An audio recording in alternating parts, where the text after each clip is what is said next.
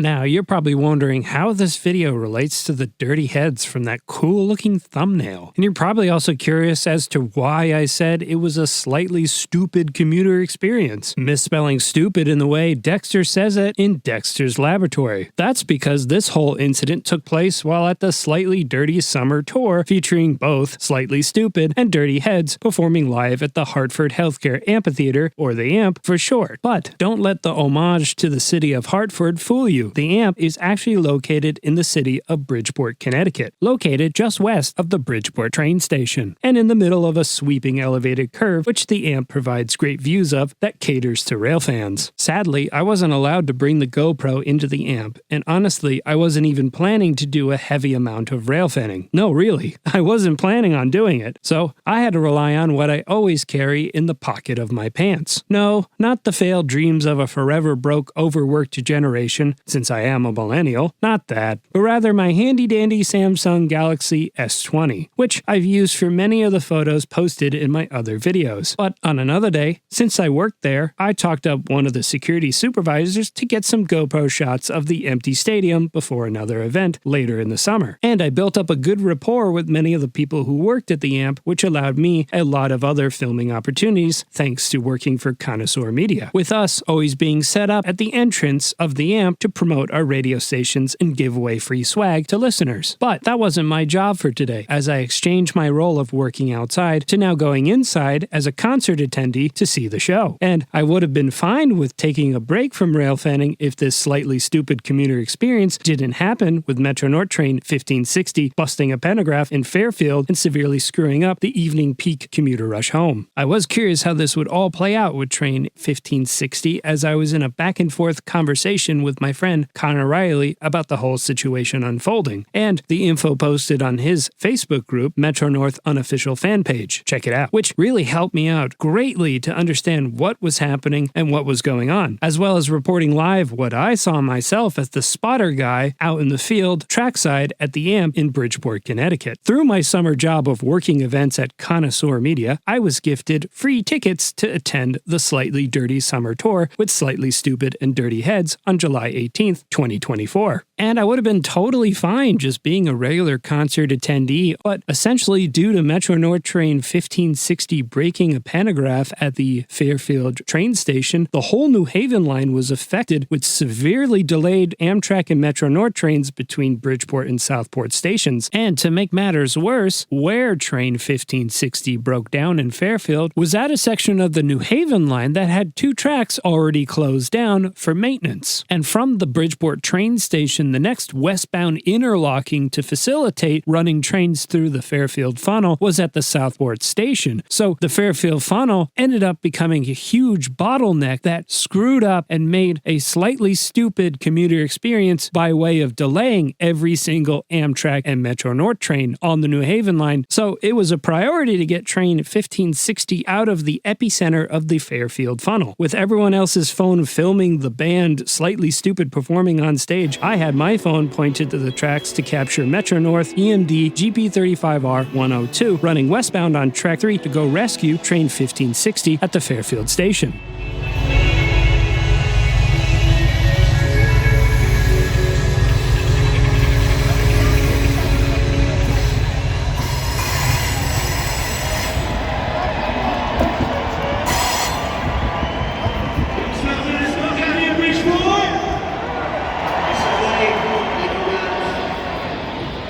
After the rescue extra passed westbound on track 3, I camped out to wait for the eastbound return of Metro-North EMD GP35R towing train 1560. While waiting, I caught Amtrak Regional train 136 on track 2 as the Dirty Heads performed in the background.